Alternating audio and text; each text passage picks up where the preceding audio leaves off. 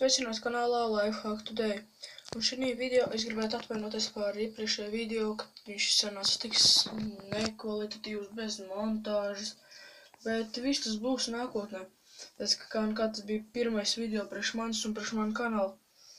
Un es arī gribētu pastāstīt par to, priekš kam vispār ir vajadzīgs mans kanāls. Mans kanāls būs par to, ka vispārībā kas ir iespējams no dzīves, ko vispār neviens nezina.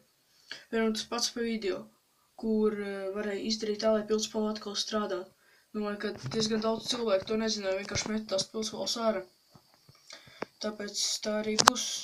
Un es zinu vēl pietiekami daudz un gribētos ar to padalīties ar jums. Tāpēc arī radās kanāls Lifehack Today. Paldies par uzmanību un neaizmirsiet spiest laikus, subscribe un stāstīt draugiem par manu kanālu. Visiem atā!